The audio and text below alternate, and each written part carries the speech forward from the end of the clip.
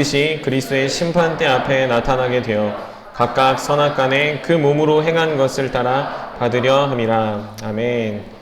우리 옆에 있는 청년들을 보면서 이렇게 인사했으면 좋겠습니다. 좀 솔직해지셨습니까? 네, 좀 솔직해지셨습니까? 또 물어보겠습니다. 좀 친해지셨습니까?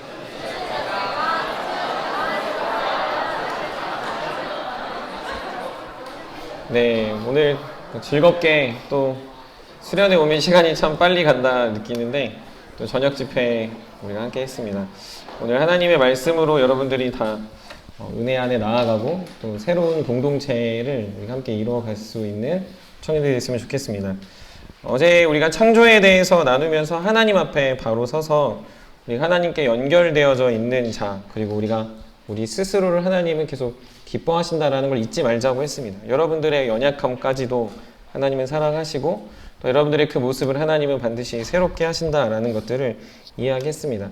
그러면서 오늘 우리가 두 번째 날 우리 공동체에 대해서 나누고 또 프로그램들을 진행했는데, 공동체를 위해서 어떤 공동체 프로그램을 한다거나 혹은 여러분들이 더 힘을 내서 공동체를 좋게 만드는 일들이 공동체를 새롭게 하는 게 아니라는 걸 사실 오늘 우리 오전 강의 때 노수현 쌤이 잘 이야기해 주셨습니다. 그래서 이제 아까 설교 준비하는데 다빈 형제가 오늘 오전 강의 참 좋았습니다 라고 얘기를 하더라고요. 저도 참 좋았거든요.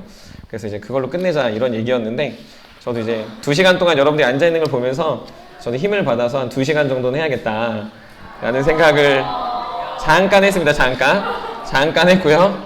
네, 잠깐 했고요. 네. 그래서 우리가 하나님 앞에서 내가 변화되는 것이 우리 공동체를 새롭게 하고 새로운 공동체를 이루는 귀한 발판이 된다라는 것을 여러분 아마 서로 대화하면서 느꼈을 줄 믿습니다.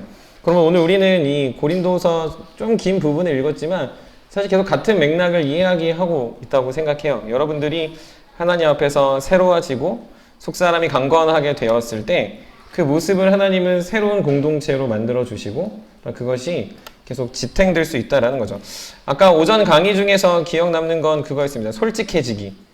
그리고 두 번째는 좋은 것을 나누기 였습니다. 저만 기억하는 거 아니라고 생각합니다. 솔직해지셨다라고 이제 우리가 서로 말했는데, 그럼 가장 좋은 것을 나누려면 내가 좋아하는 것과 상대방이 좋아하는 것이 같아야, 그래야 시너지가 납니다. 나는 이걸 좋아하는데 상대방이 좋아하지 않으면요, 그냥 다 이렇게 스쳐 지나가게 되는 거죠. 여러분들 잘 아시겠지만 저는 자전거를 되게 좋아합니다. 그래서 아내한테 아무리 자전거를 이야기해도요, 아내는 이렇게 다 스쳐 지나가요. 왜 그러냐면 별로 좋아하지 않기 때문이죠. 누군가에게 아무리 자기가 좋은 걸 이야기해도 잘 모릅니다. 태우 형제가 막 이렇게 음악 이야기를 많이 이야기해도요, 저는 그런가 보다 하고 이렇게 지나갑니다. 우선은 이렇게 음악가도 모를 뿐더러 그 감수성을 이제 쫓아가지 못하기 때문에 그런 거죠. 공동체가 새로워지기 위해서는 우리의 가장 좋은, 우리에게 유일무이한 예수 그리스도를 계속 나눠야 공동체가 된다는 거죠. 그냥 조금 더 밥 많이 사주고 친해지고 노력해서 공동체가 새로워지는 건 사실은 그때뿐이다는 거죠. 예전에는 좋았는데 이런 건 사실 의미가 없습니다. 왜 그러냐면 하나님 앞에서 가치 있는 것들을 나누는 공동체는 반드시 더욱더 견고해지고 더 성장하고 성숙해 가기 때문이죠. 그래서 오늘 이 말씀을 보면서 크게는 2가지 정도에 대해서 나누려고 합니다. 우리가 속사람을 새롭게 하고 속사람을 새롭게 하는 방법에 대해서 우리가 나누려고 합니다. 먼저 우리는 우리 속사람을 새롭게 하는 일에 힘을 대해야 됩니다. 여러분들의 속사람은 어떻습니까? 한번 옆에 있는 사람한테 물어봅시다. 여러분의 속사람은 어떻습니까? 라고 물어볼까요? 한번 답해 보십시오. 그 말을 들었으면. 썩어 문드러졌습니다. 검은색입니다. 핑크색입니다. 여러분의 색깔로 표현해서 좋을 것 같고. 한번 색깔로 표현해 보세요. 예, 색깔로. 검은색이다 있습니까? 검은색이다? 예, 검은색을 비하하는 건 아니지만.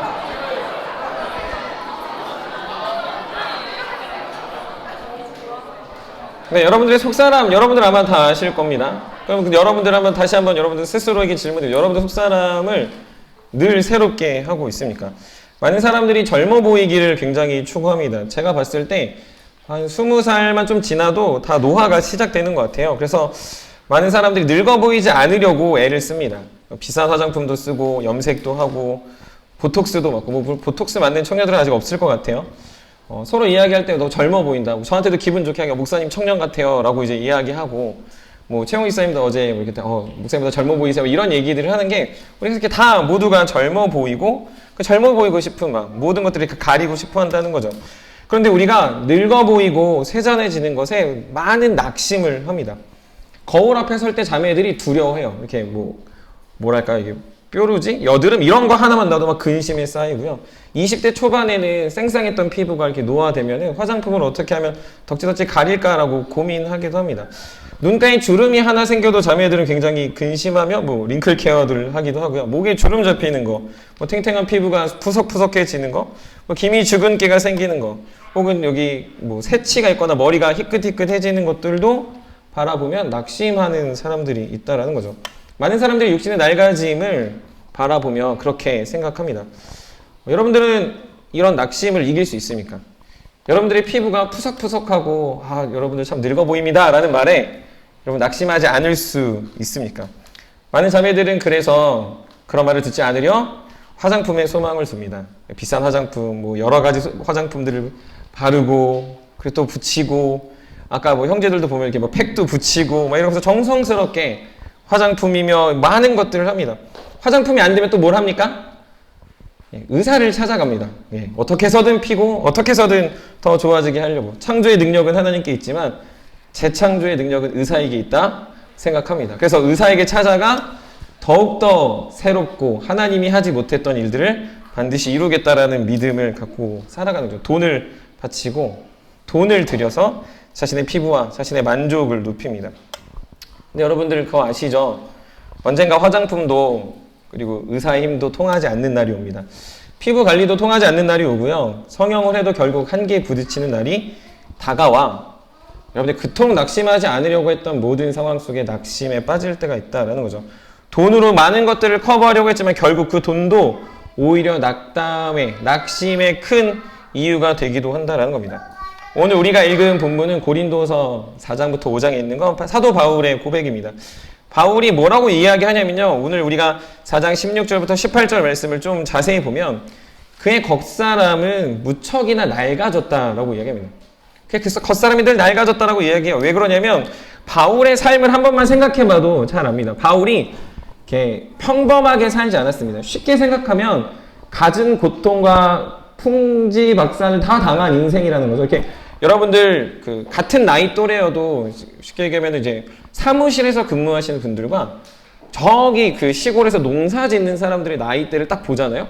분명 동년배라고 느껴지지 않을 정도의 차이가 나요. 육체 노동을 하는 사람과 그냥 이렇게 지식 노동을 하는 사람과의 분명 이게 모습의 차이가 있다라는 거죠. 근데 바울은 어떤 사람이냐면요. 옥에 들어가기도 하고 매도 맞고요. 돌로도 맞아서 죽을 뻔도 했습니다. 굶주림과 추위에 떨었다라고 이야기해요. 여러 가정에 보면 바울은 근심과 스트레스가 끊이지 않았고 바울은 거기에다가 교회를 생각하며 염려와 근심과 마음의 짓눌림이 있었다고 이야기합니다. 그러니 바울을 딱 보면 어떤 느낌이었을까요? 피부가 탱탱하고 참 멋있고 되게 화려한 존재가 아니라 얼마나 저 사람 고생했을까, 얼마나 저 사람 힘들까라는 것이 느껴지는 외모를 갖고 있다는 거죠. 우리 주변에도 보면은 고생 좀 하고 잠도 못 자고 혹 시험 기간이거나 혹은 힘들게 일하는 청년들을 보면 참 고생했나 보다 라고 생각하는 것처럼 바울을 볼 때 그랬다라는 거죠.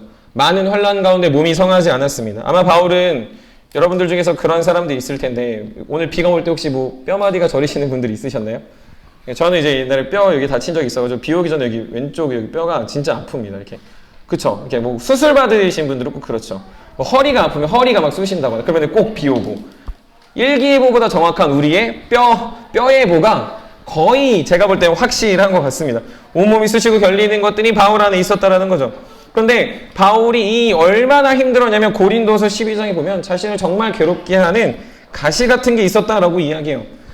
이 가시라는 건 심각한 질병을 이야기하는데 자세히 이야기할 수 없지만 이거는 간질, 안질, 설교하다 갑자기 막 쓰러지는 겁니다. 얼마나 고생했냐면 설교하다 갑자기 제가 쓰러진다고 생각해봐요. 여러분들 다 이제 난리 나겠죠?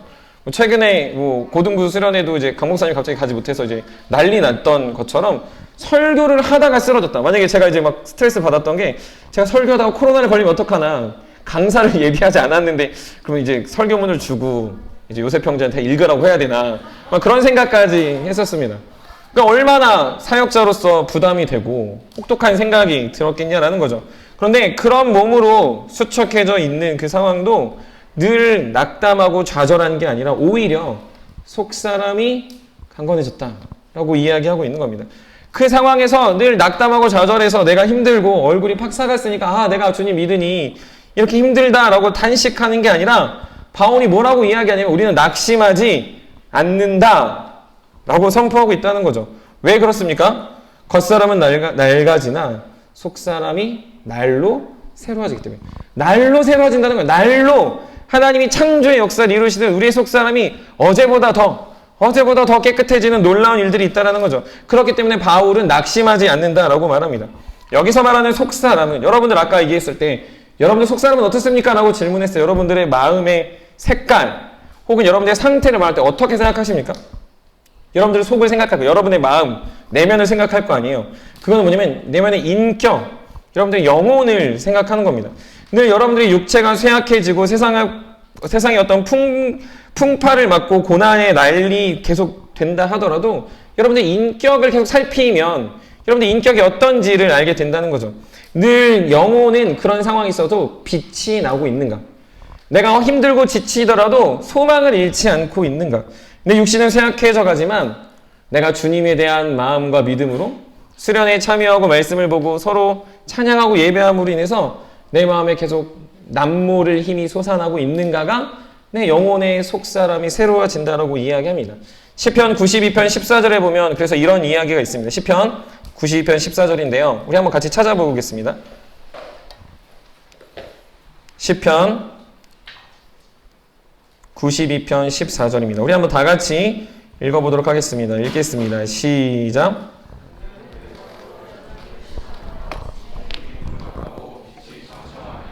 우리 한 번 더 읽겠습니다. 시작.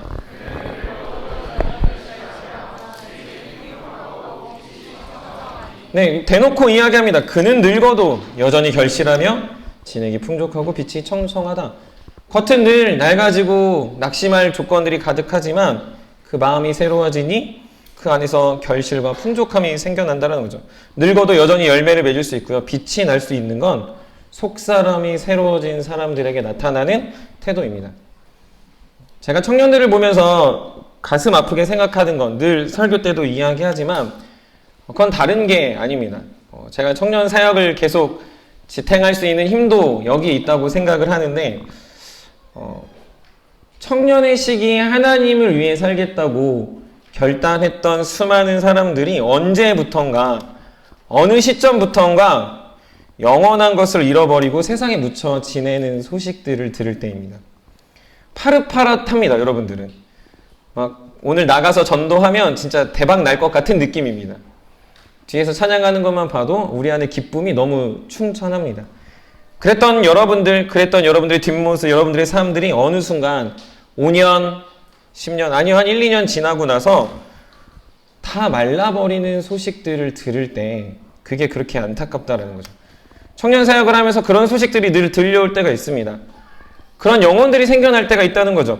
영혼이 늘 새로워져서 더욱더 힘을 내어 공동체를 그리고 하나님의 나라를 세워가기 바쁜데 늘 영혼이 쪼그라들어서 메말라져 가는 사람들이 있다는 거죠. 속사람이 날로 더 새로워져 가는 게 아니라 속사람이 메말라 버리는 상황들을 더 많이 직면하게 되더라는 거죠.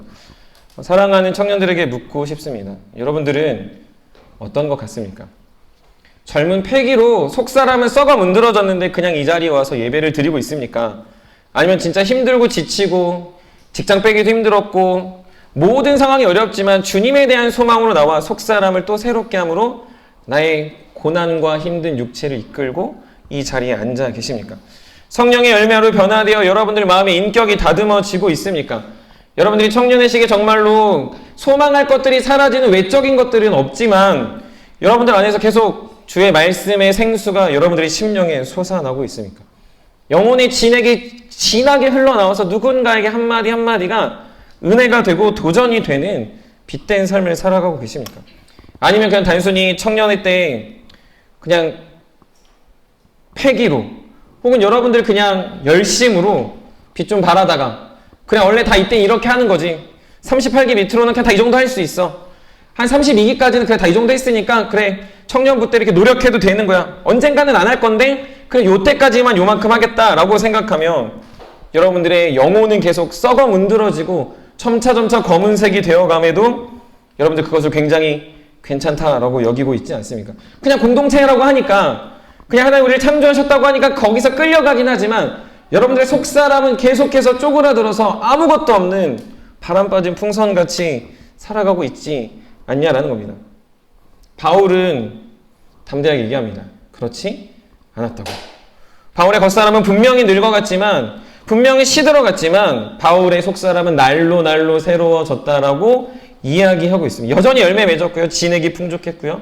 영혼의 빛이 청청했습니다. 오늘 기록한 고린도서를 기록할 때 당시의 연도는 약 AD 55년쯤에 썼습니다. 바울이 사역하고 나서 한 바울의 나이가 한 40에서 50세 정도의 나이로 추정합니다. 근데 그 이후에 빌립보서를 기록합니다. 5년에서 7년 정도 뒤에도 바울은 빌립보서 1장 20절에도 이렇게 이야기합니다. 지금도 전과 같이 온전히 담대하다라고 이야기합니다. 5년이 지나고 7년이 지나도 바울은 여전히 나이가 이제 중년을 넘어 노년으로 가고 있음에도 나는 온전히 담대하다라고 이야기하는 거죠. 그 후에 더 5년이 지난 쯤 빌레몬서에서도 1장 9절 이렇게 이야기합니다. 나이가 많은 나 바울은 지금도 또 예수 그리스도를 위하여 갇힌 자가 되었다. 변함없이 영적인 삶, 아니 더 속사람이 새로워지고 인격이 다듬어져 가고 그 안에 빛이 청청한 인생을 살아갔기 때문에 바울이 담대하게 이야기하는 게 있습니다. 낙심하지 않는다.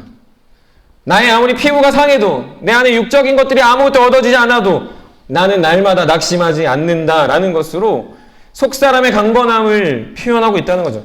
속사람을 새롭게 하는 사람만이 아무리 나이가 들고 외모가 무너지고 여러분들 안에서 모든 소망의 근원이 끊어진다 하더라도 평안이 요동치지 않을 수 있습니다.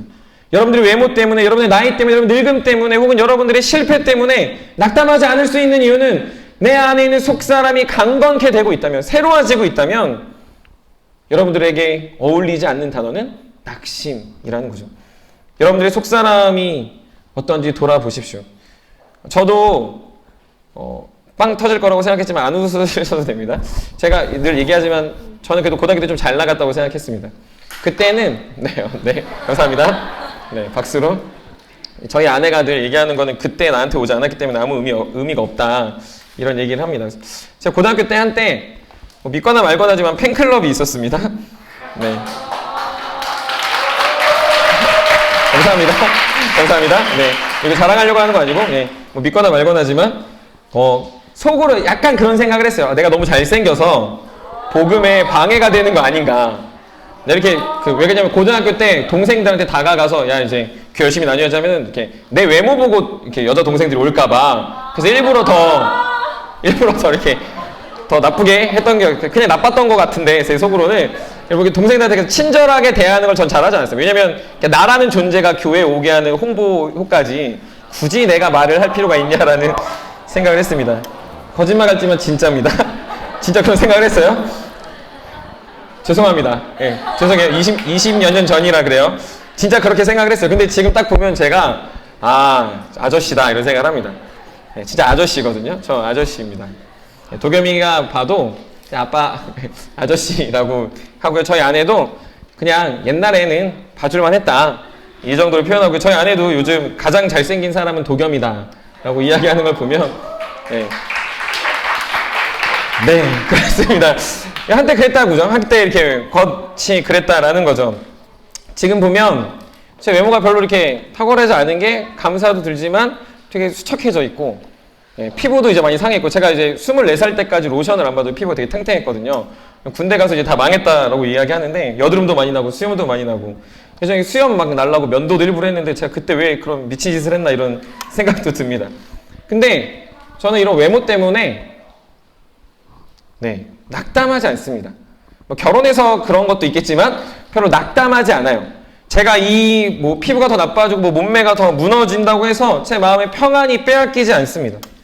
저희 집이 더 작아지든, 저희 집에 차가 사라지든, 저희 집의 마음들이 이렇게 무너진다 하더라도 제 안에 하나님으로 인한 이 속사람이 저를 지금까지 지탱하고 최소한 그래도 20년은 버티고 있다는 거죠. 20살 때부터 하나님 말씀 앞에 서 있었으면서 지금까지 살아오면서 제 안에 늘 담대하고 평안을 빼앗기지 않았던 거, 내가 주님의 자녀이고 주님이 나를 사랑하신다는 그 놀라운 사실 안에서 계속해서 속사람이 새로워지게 하셨기 때문에 별로 그렇게 대수롭지 않게 살아갈 수 있다는 거죠. 사랑하는 청년 여러분들의 속사람은 어떻습니까? 겉모습은 제가 봤을 때 너무 아름답고, 제가 늘 다른 교회 청년들, 뭐 오늘도 이제 스텝들 온 청년들도 있지만 가끔 저희 교회 청년들 소개할 때 저희 교회 형제들 참 믿음 좋습니다, 자매들 아름답습니다 라고 소개합니다.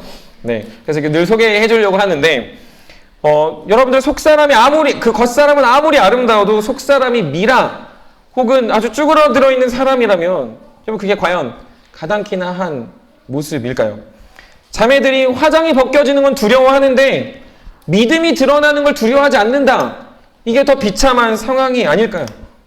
형제들이 더욱더 열심히 놀고 정말 즐겁게 교제는 하는데 그 안에 알맹이가 주님이 없는 것을 드러내는 게 더 두렵고 안타까워야 되는 상황이 아닐까요? 하나님은 외모를 보지 아니고 중심을 보신다고 하시는데, 우리는 계속해서 어떤 겉모습, 그냥 우리가 잘 모이고 잘하고 그냥 분위기가 좋은 것으로 우리 공동체를 대변하려고 한다면 그것을 더 두려워해야 되는 우리의 심령이 되어야 한다는 거죠.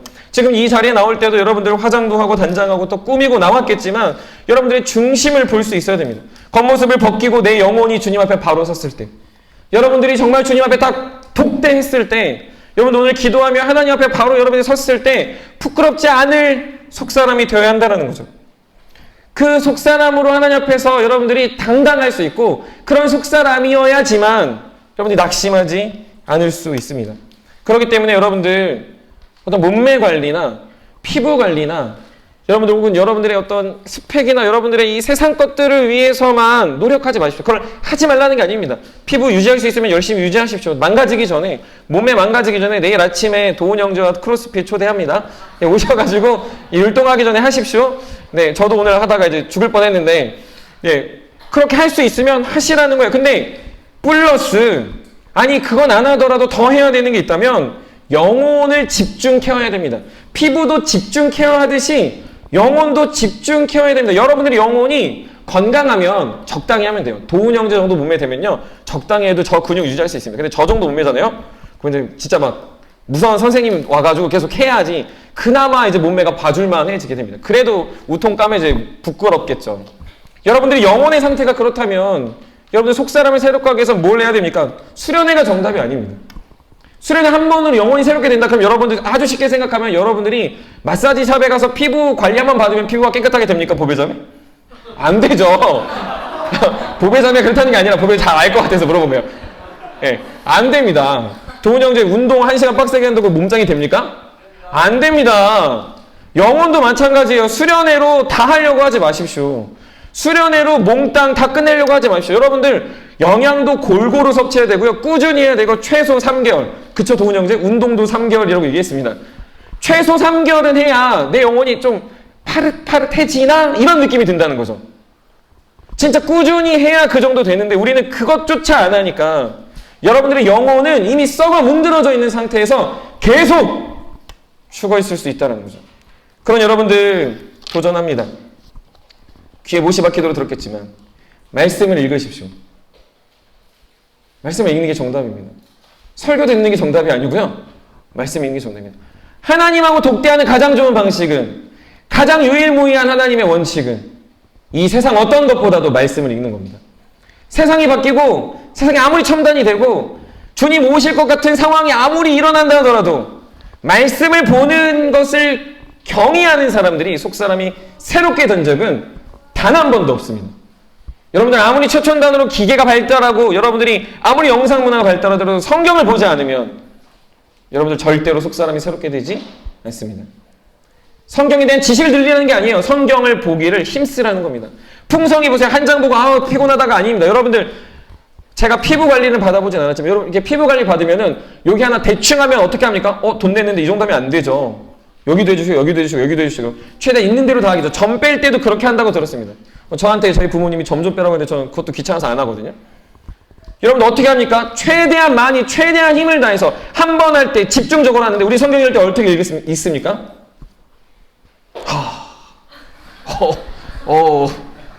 막 이렇게 손살이 칩니다. 뭐 너무 힘들어 막. 보다가 자는 건 뭐 고사하고 한 장 보면 막 세상 다 얻었죠.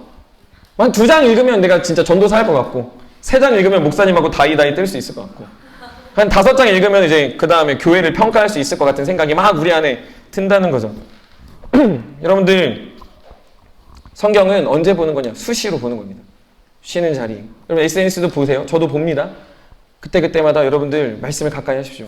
말씀 읽을 시간 없다 하기 전에 여러분들 언제든지 말씀을 가까이 보십시오. 여러분들 하루에 1장 충분합니다. 근데 여러분들 주님 앞에서 정말 10장, 20장, 30장 읽기를 한번 소망하고 살아보시라는 거예요. 그런 수준이 되기로 여러분들의 영혼들을 계속 단련시키라는 거죠. 계속 운동 얘기해서 죄송하지만 아침에 크로스핏을 하는데 도훈 형제는 버피를 30개를 150개를 하더라고요. 그거를 5세트를. 근데 그냥 버피가 아니고 이렇게 왔다 갔다 하면서 이상한 거 해요. 근데 그러면서 하는데 그 150개 그러니까 말도 안 돼요. 말도 안 돼. 내려와서 구경하실 분은 구경하십시오. 근데 저는 버피 15개 하니까 훈련이 킥킥 되더라고요. 이게 무슨 차이입니까? 훈련이 됐느냐? 새롭게 됐느냐의 차이입니다. 여러분들이 한 장 읽고 획득되는 건 나의 수준이 그렇다는 거죠. 한 장 보는데 주님이 사랑하신다? 물론 사랑합니다. 하지만 여러분의 속사람이 새롭게 되기는 아직 멀었다는 거죠. 그러니 풍성히 읽으십시오. 할 수 있는 대로 열심히 하시고 그 도전을 해서 그래서 경계를 뛰어넘어야 수준이 올라가지. 여러분들 계속 머물러 있으면 안 된다는 거죠. 또 한 가지 도전하고 싶은 건 여러분들 말씀 묵상하는 훈련들을 좀 했으면 좋겠습니다. 말씀 묵상한다는 건 뭐냐면요. 성경을 읽어서 끝나는 게 아니고요. 그 삶을 한번 나의 삶에 적용해 보는 겁니다. 우리가 계속 이제 말씀만을 강조하다 보니까 읽는 거에 많이 익숙해져 있는데 그 다음 단계가 뭐냐면 그 말씀을 내 삶에 적용하여 살아가는 훈련들을 하는 겁니다. 2학기가 되면서부터 저희가 이제 적용하고 묵상하는 훈련들을 좀 하려고 하고요. 그 선배 기수들이 이제 저랑 훈련하는데 아마 이제 조금 빡세게 훈련을 하지 않을까 싶습니다. 말씀을 보면 이렇게 그냥 글자로 이렇게 읽는 것이 아니고요. 그것이 하나님은 어떻게 발견되는지, 나는 어떤지, 그리고 난 어떻게 살아야 되는지 구체적으로 생각하며 여러분들의 삶에 적용해 가는 겁니다. 내가 말을 잘못한다면 말을 고치고, 누군가를 미워한다면 사랑하려고 힘을 다하는 일들을 해야 되는 거죠. 육신의 양식을 늘 열심히 먹으면서 영의 양식을 등한히 여기고 또한 그것들을 여러분들의 삶에 적용하지 않으면 여러분들 계속해서 영적 기아 상태 혹은 빈곤 상태에 이를 수 있다는 거죠. 그러니 여러분들 특별히 형제 자매들을 바라보면서 그런 결단이 있었으면 좋겠습니다. 말씀을 묵상을 잘하는 형제 자매가 있으면 내가 저 사람을 취하리라 라는 마음이 있었으면 좋겠습니다. 아, 정말 영적인 자매, 정말 영적인 형제는 뭐냐면요, 말씀을 묵상하고 그대로 살아가려고 하는 사람들 여러분이 발견했다. 그러면 그 사람한테 가서 대시하십시오. 제가 적극 지원하고 기도하고 금식 기도하고 또 말하고 금식 기도하고 또 얘기하겠습니다. 그 정도면 제가 지원하겠다는 거죠. 정말이에요, 정말. 여러분들이 정말 마음에 그런 형제 자매들을 보면요, 다가가시죠. 여러분들이 영혼을 살려줄 사람입니다. 그런 사람들이 되십시오. 그리고 그런 사람들과 교제하십시오. 그럴 때 여러분들의 영이 막 샘솟고 살아나는 일들이 생겨난다라는 거죠. 성경에서는 우리를 주의 신부라고 이야기합니다. 주님 오실 때 주님의 재리를 기다리는 주의 신부라고 이야기하죠. 그것은 뭐냐면 우리가 주님 오실 때까지 계속 우리의 속사람을 단정하게 갖고가는 일을 해야 됩니다. 요즘 우리 청년부에서 이제 결혼을 준비하는 청년들이 있는데 저희 교회 청년들이 과하다는 얘기가 아닙니다. 근데 보통 청년들이 결혼할 때 보면은 준비를 한 3-4달 전부터 합니다. 그래서 저희 교회 형제 중에 한 명이 지금 살을 급격히 빼고 있는 한 형제가 있어요. 근데 이제 결혼식도 되게 멀었는데 왜 하냐니까 이제 웨딩 사진 때문에 빼고 있다. 정무훈 형제가 이제 살을 빼고 있습니다. 그래가지고 진짜 너무 많이 빠진 거예요. 그래가지고 야, 진짜 대단하다. 오늘 야식을 먹을지 안 먹을지 모르겠지만 네, 빼고 있더라고요. 사진 하나에. 그쵸, 사진 하나에 목숨을 걸고 빼고 있습니다. 여러분들 결혼 나쁘다는 게 좋습니다. 평생 간직할 거고요. 그 몸매는 이번이 끝입니다. 네, 제 몸매도 결혼식 사진 이후로 어디 갔는지 찾아볼 수가 없습니다. 근데 남길 수 있으니까 잘 남기세요. 근데 주님 오실 때까지 우리는 그날을 기다리며 나의 속사람을 준비한다면 여러분들 성경 한 장 그냥 글자가 그냥 지나가는 묵상의 수준으로 살아간다는 건 너무 비참한 인생 아닐까요? 주님을 맞이하여 우리가 결혼식을 하는데 주님 앞에 우리 나가서 주님 제가 주님을 맞이합니다라고 말하는데 나의 속사람이 쪼글쪼글해져 있는 거예요. 막 말라 비틀어져 있다면 그 어찌 슬프고 슬픈 이야기가 아니겠냐라는 거죠. 그러니 여러분들 속사람이 날로 새로워져가는 사람들은 나이 먹는 것을 두려워하지 않을 수 있습니다. 나이 먹는 걸 두려워하지 마십시오. 32기, 31기, 33기, 30 이상들 두려워하지 마십시오. 아직 10년 더 남았습니다. 예, 아직 여러분들 마흔 될 때까지 더 남았으니까 두려워하지 마시고 여러분들의 나이에 걸맞지 않은 젊음을 가지려고 하지 말고 여러분들이 신앙의 연수에 걸맞는 속사람을 가지려고 힘을 다하십시오. 여러분들이 선배라면 선배답게 믿음의 지경을 넓혀 가십시오. 여러분들 안에 담겨져 있는 하나님의 그 담백하고 진솔한 고백들을 채워가십시오. 여러분들의 속사람이 더욱더 견고해지고 단단하다라는 걸 후배들이 보고 따라갈 수 있도록 살아가십시오. 그래서 여러분들이 제 나이가 됐어요. 제가 올해 40입니다. 저도 그래서 이제 겨우 한숨 돌렸습니다. 제가 우선 40까지는 살아보자 이랬거든요. 제가 우선 40까지는 그냥 어떻게든 내가 믿음을 살아보자 이래서 40 왔는데 이제 권사님, 집사님 보면서 이제 한 60까지는 가보자 뭐 이러고 있습니다. 여러분들 제 나이 올 때까지 그리고 여러분들이 더 나이가 들 때까지 바울과 같은 고백을 할 수 있는 청년들이 됐으면 좋겠습니다. 내 겉사람은 낡아졌지만 여러분들의 마음에 조금도 낙심하지 않는다라는 믿음의 고백이 있었으면 좋겠습니다. 그 안에 여러분들의 속사람이 새로워져서 주님으로 인하여 날마다 평안합니다라는 고백이 먼저는 우리 33기, 32기, 31기 우리 30 넘으신 분들 잘 몇 년 안 남았습니다. 예, 고백 있길 바라고 우리 모든 세움의 청년들이 그런 삶으로 그리고 그런 투자로 여러분들이 새롭게 되기를 간절히 소망합니다. 두 번째는 그러면 어떻게 속사람을 새롭게 하는가입니다. 여러분들 속사람을 새롭게 하는 근본적인 원동력이 무엇일까요?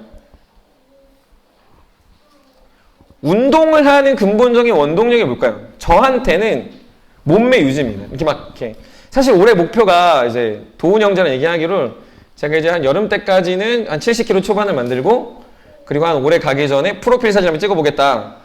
제가 알았습니다. 택도 없구나. 나는 그 정도로 의지가 강하지 않다. 그리고 내가 그렇게까지 시간이 많지가 않구나. 예, 제가 막 신방도 하고 이러니까 도저히 불가능하더라고요. 그래서 이제 유지어터라고 하더라고요. 유지하는 건데 유지마저 실패했습니다. 선교를 갔다 왔는데 3kg 갔다 왔는데 안 빠져요. 예, 왜 안 빠지는지 모르겠어요. 선교 갔다 왔는데 민망해서 말도 못하고 있는 이제 지금 여러분 더 나갑니다. 3kg 쪘거든요. 진짜 정확히 3kg 쪘어요. 성경점에 뭐 이상한 거 넣은 거 아니죠? 예, 정확히 3kg 쪘거든요. 그래가지고 선교를 받은 건지 내가 은혜를 받은 건지 사역을 받은 건지 막 그런 생각이 좀 듭니다. 근본적인 원동력, 우리가 속사람을 새롭게 하는 근본적인 원동력이 뭘까요? 겉모양에 집착하지 않고 외적인 삶에 연연하지 않고 속사람에 집중할 수 있는 것. 내 속사람이 진짜다라는 것에 여러분들이 모든 힘을 쏟을 수 있는 이유가 뭘까요? 우리 한번 성경 고린도서 4장 17절 18절 우리 한번 다 같이 읽어보겠습니다. 우리 큰 목소리로 고린도서 4장 17, 18절 같이 읽겠습니다. 시작.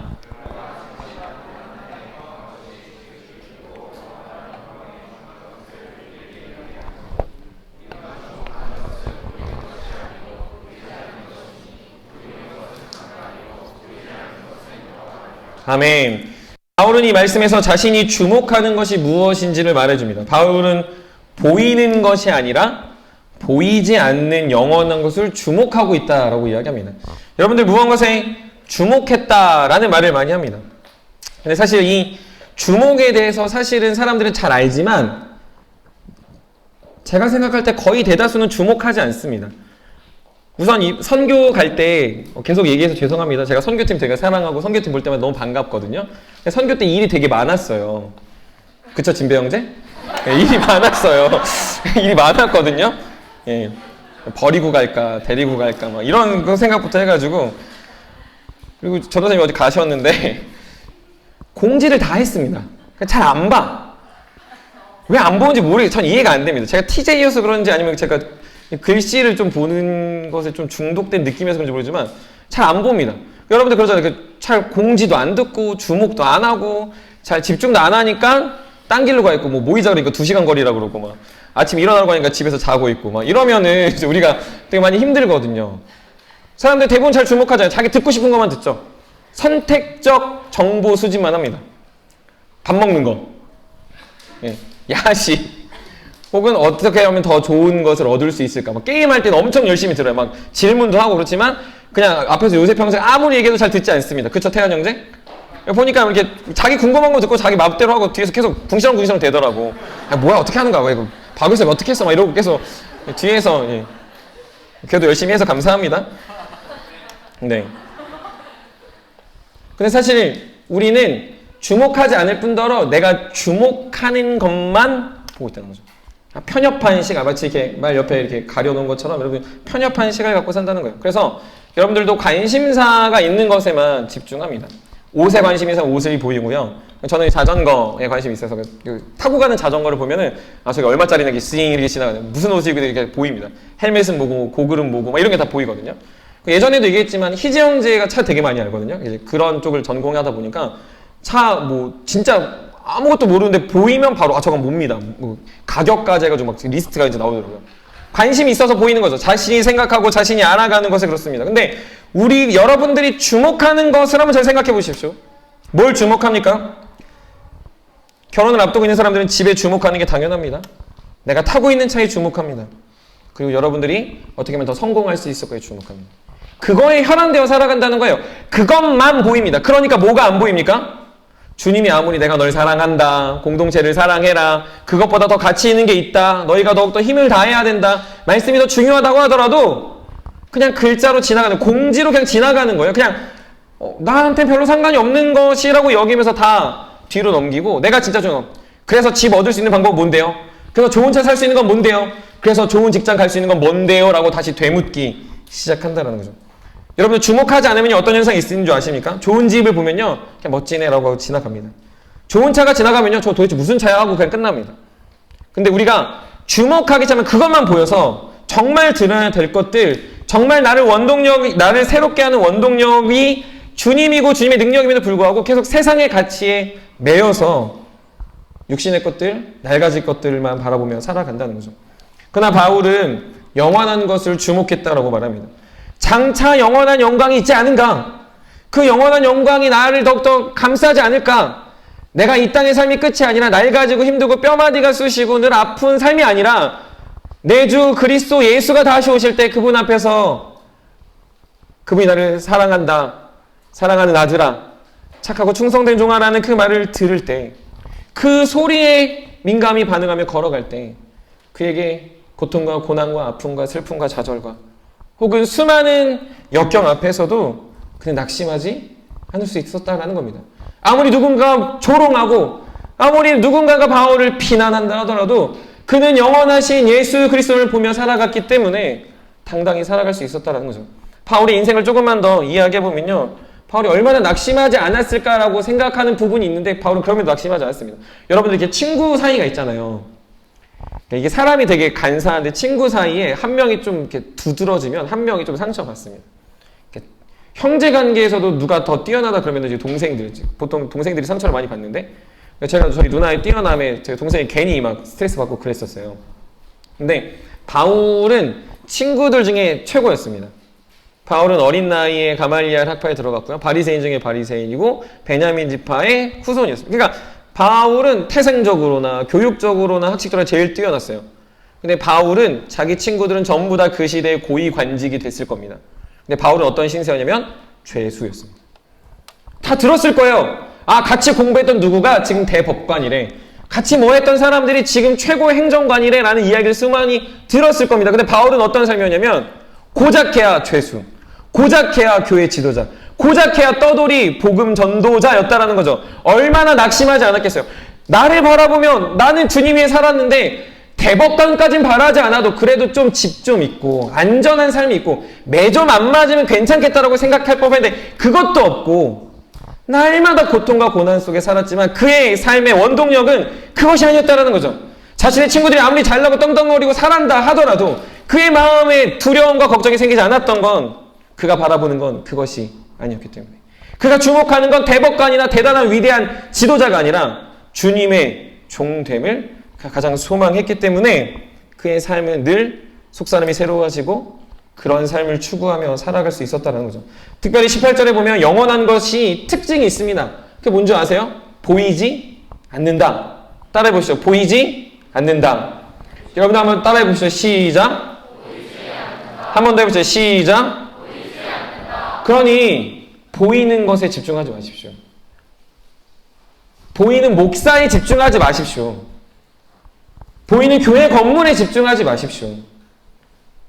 신태가 너무 끄덕일 때 목사 하니까 너무 막 끄덕여가지고 많지만 기분이 나쁠 수 있습니다. 네. 보이는 거, 보이는 무언가에 막 여러분 주눅들지도 마시고 그것에 여러분들의 막 마음을 막 쏟지도 마십시오. 여러분들 이 훤히 보이는 것들이 얼마나 많은 줄 아십니까? 좋은 집, 좋은 차, 사업체, 뭐 유산. 여러분들 막 요즘 주식 안전합니까? 주식, 뭐 여러분들 굽신거리는 권력, 사람들이 박수 치며 축켜 세워주는 어떤 명예, 혹은 아름다운 외모, 몸매, 어떤 스펙, 다 눈에 보이는 겁니다. 근데 그런 거에 너무 사람들이 주목한다는 거예요. 근데 뿐만 아니라 또 보이는 게 있어요. 나쁜 것도 잘 보여요. 안 좋은 집, 안 좋은 가정, 늘 영원인 통장, 사람들이 알아주지도 않는 내 모습, 나의 실력, 나의 학력, 나의 위치, 나의 취준생, 나의 보이지 않는 앞날. 눈을 감아도 보이지 않고 눈을 떠도 보이지 않는 나 인생과 같이 여러분들 앞에 눈에 훤히 보이는 게 전부 다 주목하지 말라는 거죠. 그것이 좋은 것이든 나쁜 것이든 보이는 것은 영원한 것이 아니다라는 거죠. 보이는 것은 절대로 영원한 것이 아니기 때문에 이 모든 것들은 썩어져 없어질 거라는 거예요. 주님 앞에 가면 그 모든 것 없어집니다. 여러분들의 육신도, 여러분들의 어떤 연약함도, 여러분들이 소망했고 잡았던 모든 지푸라기 같은 여러분들의 알량한 자존심 같은 모든 것들은 다 사라지게 된다라는 거예요. 고린도서 13장 13절에 보면 그런즉 믿음, 소망, 사랑 이 세 가지는 있을 것인데 그 중에 제일은 사랑이라. 근데 이것이 영원하다라고 얘기해요. 믿음, 소망, 사랑이 영원한데 그것이 계속 영원하다라고 말하면서 보이지 않는 거죠. 믿음도 보이지 않고 소망도 보이지 않고 사랑도 보이지 않는 그것들이 영원한데 우리는 계속해서 보이는 거에 집중하며 살아가는 안타까운 인생이 될 때 여러분들의 속사람이 새로워지지 않고 있다라는 겁니다. 그러니 성경이 말하는 이 본질적인 영원한 것들 늘 강조하지만 오늘 다시 한번 강조하고 또 우리 특별히 우리 새내기들이 있어서 한 번 더 강조하고자 합니다. 그건 뭐냐면 영원한 건 세 가지. 하나님, 복음, 영혼이 영원합니다. 한번 따라해 볼까요? 시작. 우리 옆에 있는 저희가 서로 얘기해 봅시다. 시작. 네, 꼭 기억하십시오.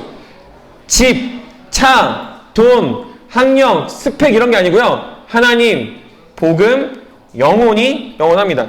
이사야 40장 28절에 보면 우리 화면 한번 띄워주시겠어요? 이사야 40장 28절 우리 한번 같이 읽겠습니다. 시작.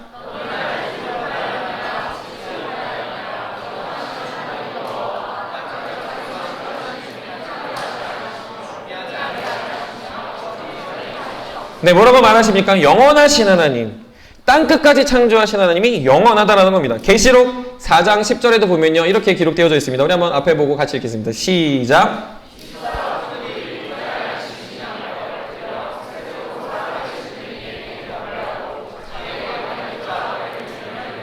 예, 뭐라고 얘기합니까? 세세토록 살아계신, 영원토록 살아계신 하나님께 경배하고 있습니다. 또 디모데전서 1장 17절 우리 한번 같이 읽겠습니다. 시작.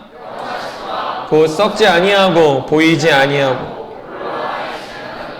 존귀와 영광이 영원 무궁하도록 있을지어다. 아멘. 하나님이 영원합니다. 보이지 않는 하나님이 영원하게 하나님을 늘 주목하며 사는 청년들이 되시길 바랍니다. 두 번째로는 하나님의 말씀, 하나님의 복음이 영원합니다. 마태복음 24장 35절에 보면 우리 한번 다 같이 읽겠습니다. 시작. 내 말은 없어지지 아니하리라.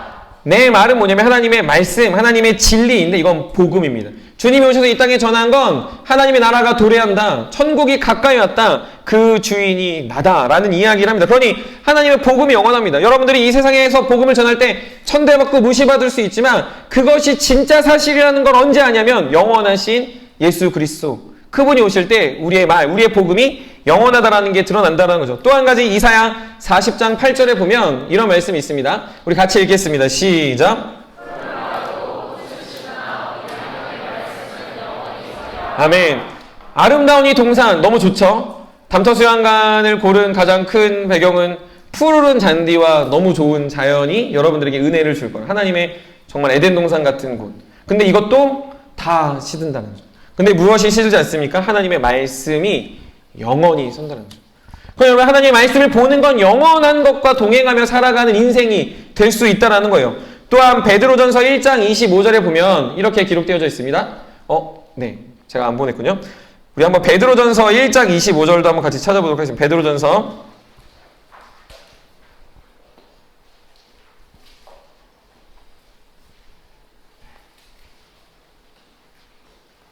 베드로전서 1장 25절 우리 한번 같이 한 목소리로 읽어보도록 하겠습니다. 시작.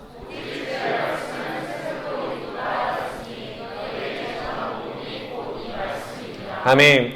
하나님의 말씀 복음이 영원합니다. 여러분들 하나님의 복음, 하나님의 진리, 이 말씀을 가까이 하는 것이 여러분들이 속사람을 새롭게 하는 원동력이 된다는 거죠. 마지막으로 요한일서 2장 17절을 보면 또 영원한 것들을 얘기합니다. 한번 같이 읽어보도록 하겠습니다. 시작.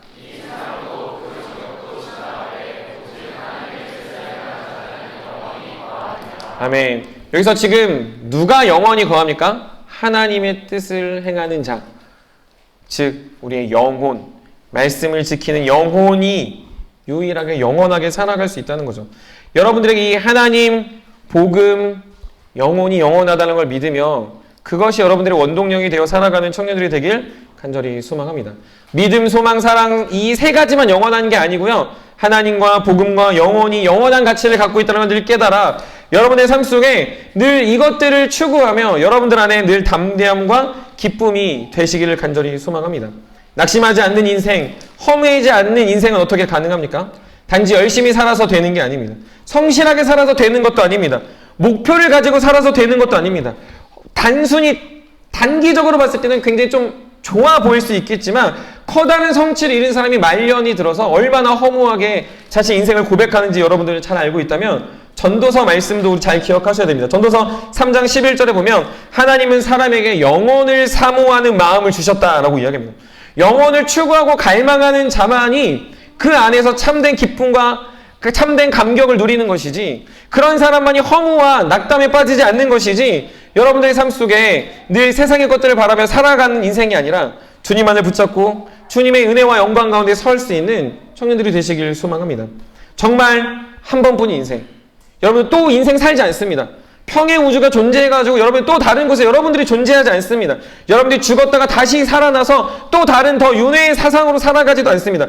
여러분들이 젊음의 시기도 한 번이고 여러분들의 인생도 한 번이라면 한 번뿐인 인생을 의미 있게 살려면 보이지 않는 영원하신 하나님, 보이지 않는 영원한 하나님의 말씀과 진리를 늘 붙잡고 그리고 내 옆에 있는 영혼들을 사랑하며 사는 것이 여러분들의 삶에 낙담을 가져오지 않는 유일무이한 원동력이 될 줄 믿습니다. 그러니 죽고 나면 없어질 것들에 여러분들의 마음을 쏟지 마십시오. 썩어질 것들에 여러분들의 마음을 쏟지 마십시오. 여러분 그러니 외모를 가꾸더라도 그것이 말씀 보고 영혼들을 사랑하고 교회 공동체를 세우는 것보다 여러분들 중요하지 않다라는 거예요.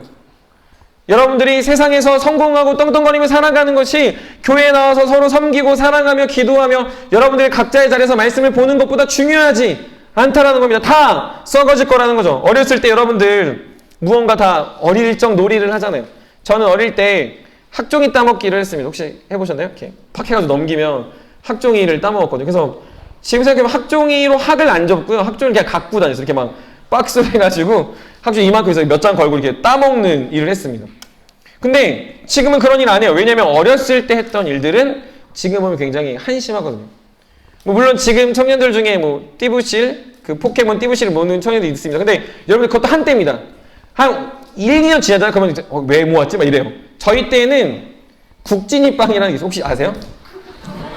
모르죠? 죄송합니다. 갑자기 나이가 공개된 것 같은 느낌이 확 드네요. 국진이빵이라는 게 있었어요. 김국진이라는 개그맨은 아세요? 권사님, 집사님 아시죠? 네, 감사합니다. 감사합니다. 국진이빵의 시조였어요. 그게 띠부실이 국진이빵이 첫 번째였거든요. 그래서 이렇게 한 책상에 막 띠부실만 모으고 그랬는데 왜 모았나 막 이런 생각이 듭니다. 이거를 영원한 것에 적용해 보십시오.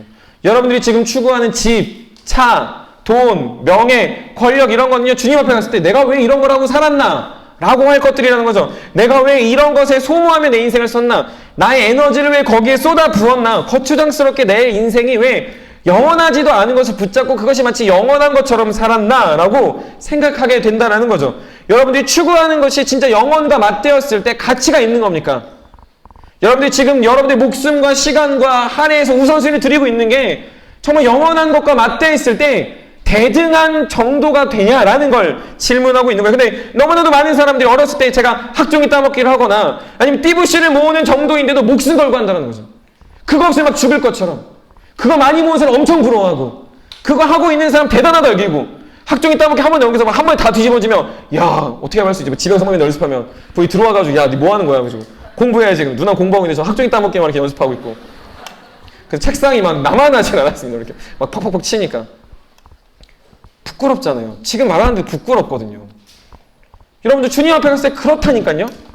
야 너 왜 내가 준 영원한 인생을 가지고 야 고작 집 하나 살다 와. 너의 영원한 인생을 가지고 왜 그렇게 너의 가치, 너의 명예만 위해 살다 와라고 말하면 여러분 도대체 뭐라고 말하시겠냐라는 겁니다. 이 땅에 수많은 사람들이 자신이 최고가 되려고 살아갑니다. 최대의 가치를 누리려고 살아갑니다. 그러나 정말 최대가 되고 최고가 되는 인생은 주님을 붙잡는 삶입니다. 주님을 위해서 나의 한평생을 거는 인생이 영원하고 능력 있는 인생이지 세상에서 대단했던 인생들이 드러나지 않는다는 거죠. 아까 바울에 대해서 얘기했습니다. 바울의 친구들 이름 아는 분 있습니까? 바울의 같이 수학했던 수많은 가말리엘 학파 뽑고 뽑아서 그 당시에 가장 뛰어나다고 말했던 사람들 중에 여러분 바울 말고 혹 다른 사람을 아십니까? 아무도 모른다는 거예요. 심지어 바울보다 못한 베드로의 친구 중에 누군 아십니까?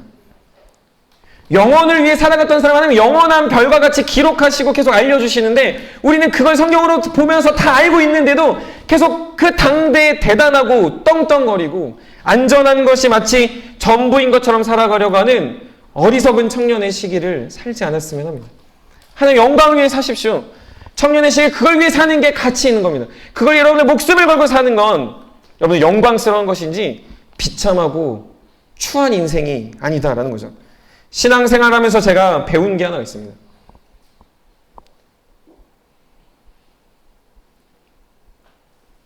모태신앙으로 자랐지만 신앙생활하면서 정말 철저히 배운 게 하나가 있다면 하나님의 영광을 위해 살아가는 건 무언가를 달라고 하는 인생이 아닙니다. 하나님의 영광을 위해 살려고 할 때 하나님 제가 무언가를 주시면 그때 제가 이렇게 하겠습니다가 아니더라고요. 고등학교 때 엄청 기도했습니다. 저 여자애고 사귀면 제가 정말 열심히 신앙생활 하겠습니다. 짝사랑했던 3년 아내 어디 갔지? 갑자기 아내를 이렇게 감사합니다. 아내가 갑자기 적절한 타이밍에 사놔 주셔가지고 짝사랑했던 그 자매랑 제가 교제를 하면 내가 정말 믿음을 이렇게 높일 수 있겠다 이런 생각을 했었습니다. 그런 게 아니라는 거예요. 내가 하나님의 영광을 위해서 주님 집 주시면 직장을 가지면 돈을 얻으면 내가 대단한 사람이 돼요. 그때 아시죠? 자 헌금 이만큼 할 겁니다. 아시죠? 제가 청년부 다 쏘겠습니다. 아시죠? 제가 이렇게 살지 않겠습니다. 그게 신앙이 아니다라는 거예요. 진짜 하나님의 영광을 위해 사는 사람은 현재 나의 것을 주님께 드릴 수 있는 사람입니다. 아무것도 아닌 아내가 지금 들어왔습니다. 아무것도 아닌 보잘것없는 여러분들의 인생을 지금 드릴 때 그걸 하나님은 영광으로 사용하시지 하나님 제가 돈 얻으면 건강 얻으면 능력 얻으면 내가 어디에 가면 내가 샘터장을 하면 내가 대단한 존재가 되면 그때 하나 영광에 살겠습니다라고 한 사람을 하나님은 단 한 번도 쓰시지 않는다라는 거죠. 지금 여러분의 것을 드리십시오. 여러분 어제 우리가 기도하며 그런 걸 했습니다. 여러분에게 주어진 것을 생각해 보라고 했어요. 그걸 지금 드리라는 거예요. 여러분들에게 적은 돈이 있다면 그걸 드리라는 겁니다. 여러분들에게 좋은 관계를 맺을 수 있는 능력이 있다면 그걸 드리라는 거예요. 여러분들이 취업해서 조금 재정이 있으면 그것들을 대학생들을 위해서 써볼 수 있는 마음을 드리라는 거죠. 그걸 통하여 하나님 영광 받으시지 언젠가 5년 후에 10년 후에 택도 없는 소리 하지 마십시오. 청년들이 그렇게 살아가지고 영광에 살았던 건 저는 29부터 지금까지 사역하면서 단 한 번도 본 적이 없습니다. 아직 데이터가 짧습니다. 12년.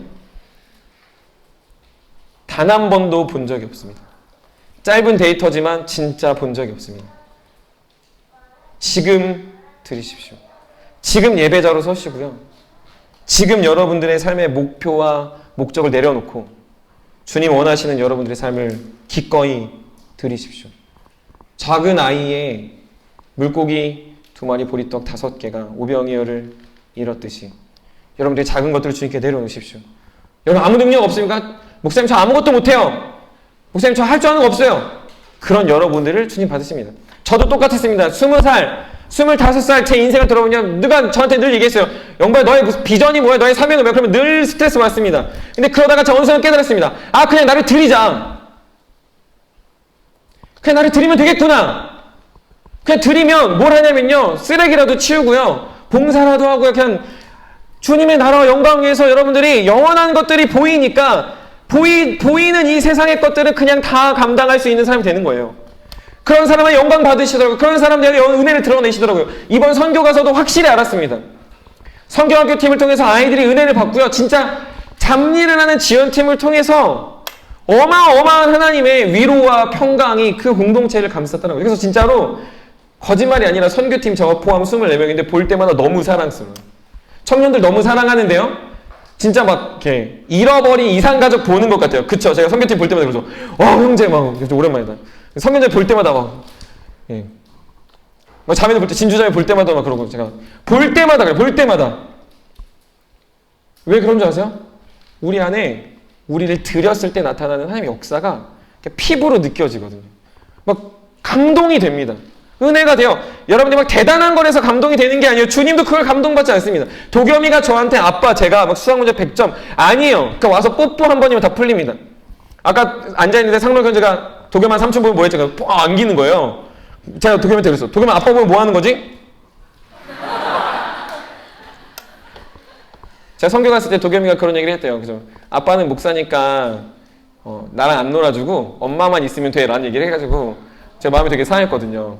그래서 잠깐 휴가가 이제 3일 있었는데 그때 열심히 놀아주고 조금 관계가 회복됐습니다. 도겸이랑.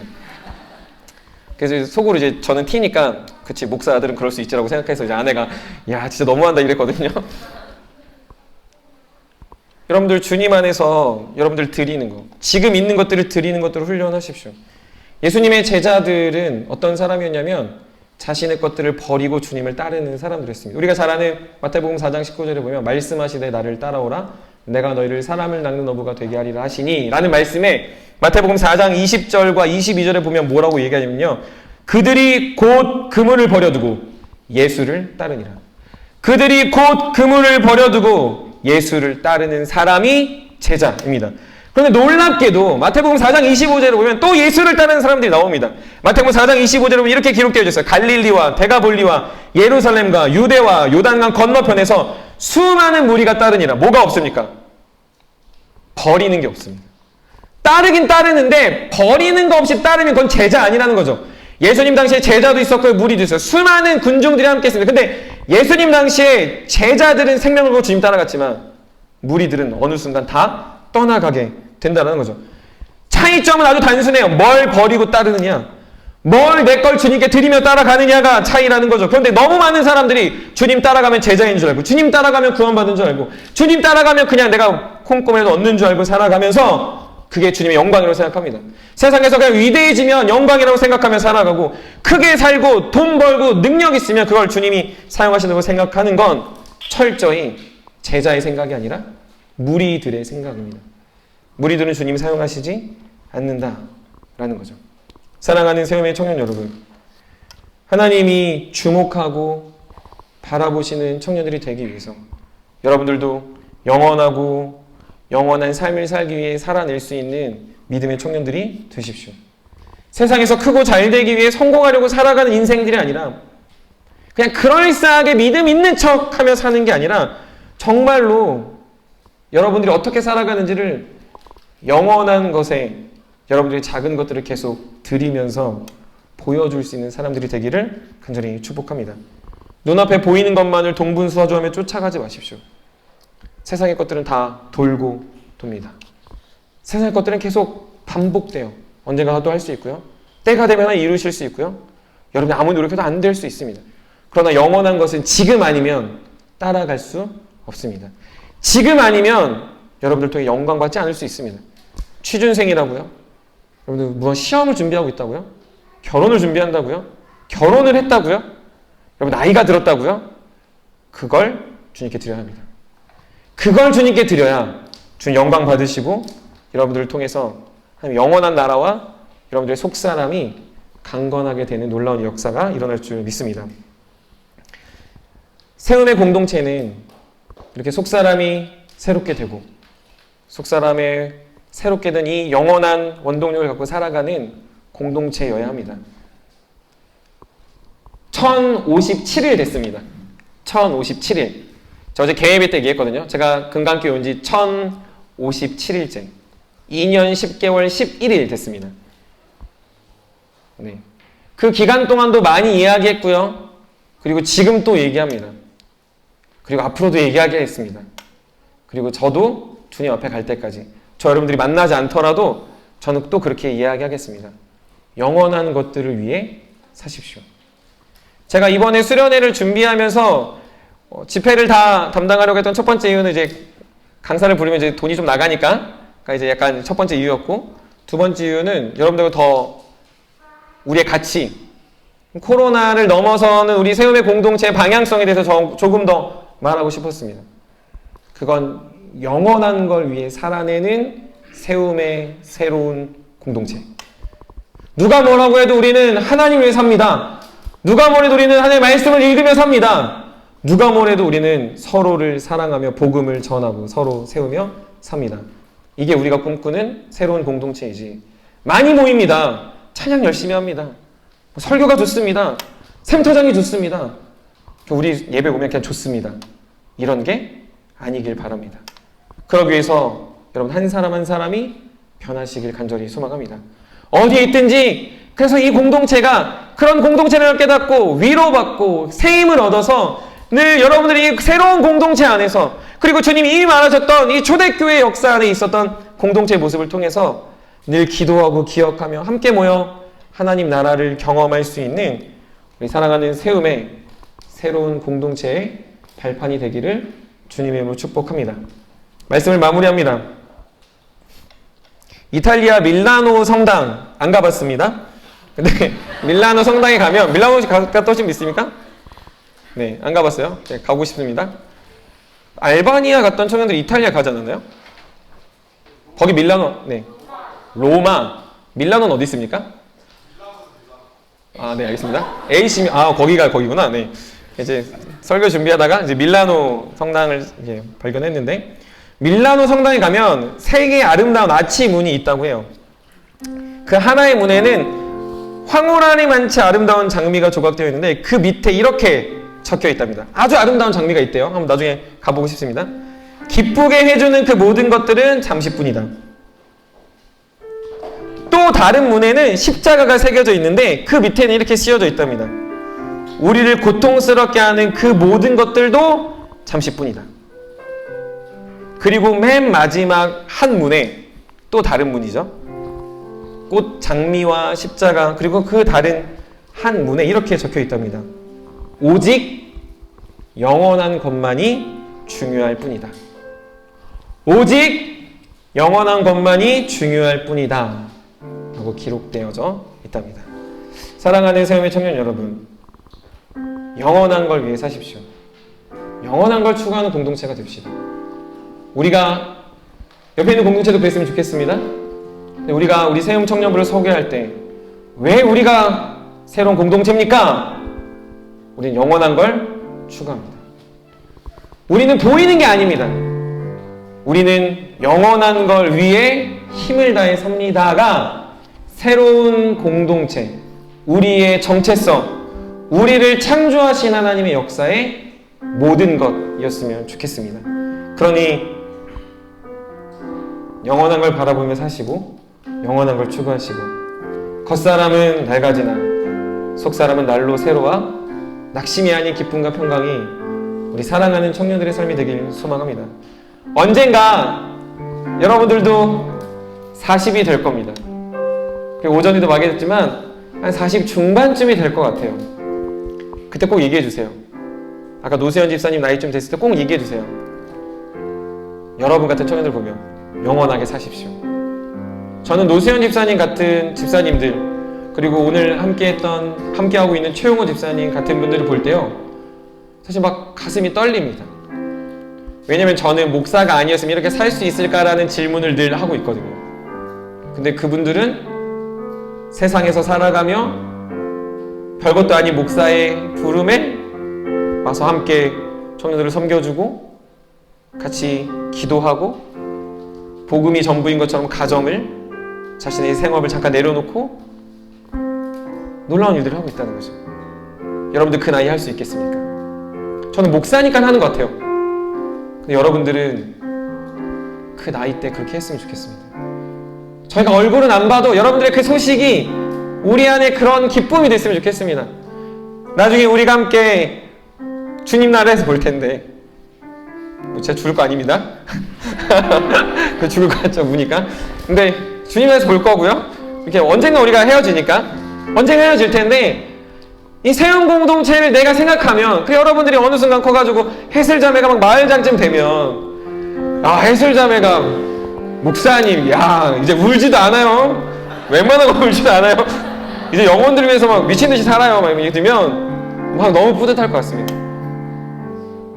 목사님 막 43기들이 막 이제 막 50기 애들 군기 잡고 있어요. 막 술 먹는다고 군기 잡고 있고, 영원한 거 살라고 말씀 거라고 얘기하고, 이런 게 우리의 가치여야 한다는 거죠. 그때 또 다시 공동체를 노력할 겁니까? 한 5년, 7년 지나서 코로나도 안 왔는데 또 다시 막 또 리빌딩, 또 다시 뭔가 새롭게 하고, 또 다시 막 뒤집고, 막 다시 리더 개편하고, 또 다시 막 바꿔내서 사역자가 바뀔 때마다, 누가 바뀔 때마다 막 늘 새롭게 해가지고 또 무언가를 만드는 것이 아니라 늘 동일하게 영원한 것들이 같이 있으니 그것들의 소식이 계속 누적되고 강화되고 전파돼서 세움의 공동체는 이렇습니다라고 말하는. 오전에도 장로님도 오셨죠? 임명현이 2기, 이병현이 3기, 제가 알기로는 박종 선생님이 4기. 그런 사람들이 되십시오. 신태한 장로님. 교회 어디 가지 말고, 그러면 결혼을 해야 되는데 기도하겠습니다.